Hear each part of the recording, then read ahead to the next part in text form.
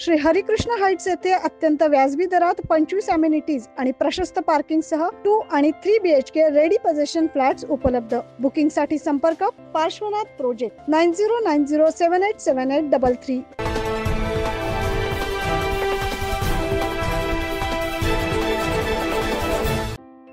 आणि 12वीचा निकाल जाहीर झाला।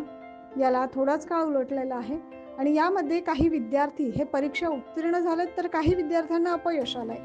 विद्यार्थ्यांनी 10वी 12वी नंतर काय करावं या उद्देशाने सर्व विद्यार्थ्यांसाठी छात्र भारती विद्यार्थी संघटनेच्या वतीनं शनिवारी नाशिक शहरातील हुतात्मा स्मारकात करिअरवर बोलू काही या मुक्त संवाद सत्राचं आयोजन करण्यात आलं।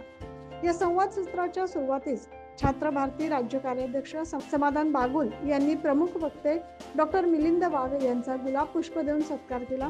या संवाद सत्रास नाशिक मधील शाळा आणि महाविद्यालयातील 10वी आणि 12वी उत्तीर्ण झालेले आणि 10वी 12वीचे विद्यार्थी यांनी सहभाग नोंदवला।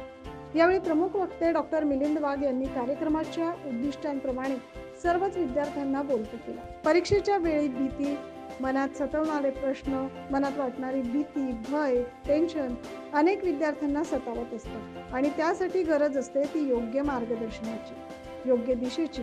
म्हणूनच चला करिअरवर बोलू काही या विषयावर हे सत्र घेण्यात आलं। यावेळी छात्र भारती नाशिक जिल्हाध्यक्ष रोहित वाघ, उपजिल्हाध्यक्ष स्वीटी गायकवाड, माजी जिल्हाध्यक्ष सदाशिव गणगे, जिल्हा सहसचिव आदित्य पवार, विघ्नेश कम्प्युटर्स क्लासच्या मंजिरी कुलकर्णी यांच्यासह छात्र भारतीचे पदाधिकारी, कार्यकर्ते, विद्यार्थी मोठ्या संख्येने उपस्थित होते। 9 न्यूज महाराष्ट्रासाठी प्रतिनिधी अमोल वाघमोडे।